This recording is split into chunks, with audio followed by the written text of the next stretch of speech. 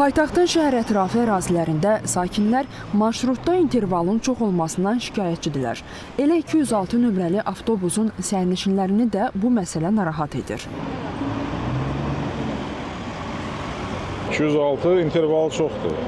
Minimum yarım saat, 40 dəqiqə, elə olur 50 dəqiqə gözləyirlər cəmaət burada. Çox gec gəlir, sonra bir də sədrlərdən yəni keçəndə çox gözləyirlər. Yəni ki, 6-da çıxırsa, saat evə minimum 9-da zətdə çatır. Yarım saat gözləyirsən, ya eləsi də var ki, məsələn 20 dəqiqə gəlir. Baba buraxırlar 10 dənə avtobus, məsələn yayın, cəmaət gidib gəlir. İndi buraxırlar, heç onun yarısı da yoxdur. Elə müşahidələrimiz də bunu deməyə əsas verir. Çəkiliş apardığımız müddətdə 1 saat ərzində dayanacağa cəmi bir avtobusun yanaşması problemin ciddiliyini ortaya qoyur. Saat 12:30-dan etibarən gözləməyimizə baxmayaraq hələ də avtobus yoxdur. Belə olduğu halda sakinlər alternativ yollara əl atmalı olurlar.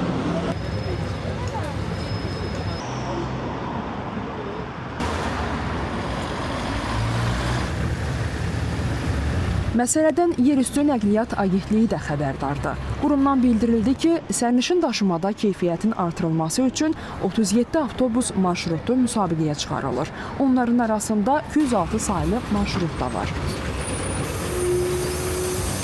Müsabiqəyə təqdim edilən marşrutlar əsasən ölkənin şimal-qərb regionlarını əhatə edir. Bakıdan Zaqatala, Balakən, Qax, Şəki, Qəbələ və İsmayılı, Gəncə-Qazax marşrutları var. Eləcə də işğaldan azad olmuş əraziləri əhatə edən marşrutlar mövcuddur. Paytaxtın 146, 182 və 206 nömrəli şəhər ətrafı avtobus marşrutları bu dəfə müsabiqəyə çıxarılıb. Sənədlər oktyabrın 14-nə kimi Azərbaycan Yerüstü Nəqliyyat Agentliyinə təqdim edilməlidir. Bir sözlə, ayna dayanacaqlarda avtobus gözləyənlərə ümid verir. Biz də gözləyək. Normal qrafiklə işləyən avtobusları. Lalə Allahverdiyeva, Kəmran İsayev, Şahnun Qasımova, ATV Xəbər.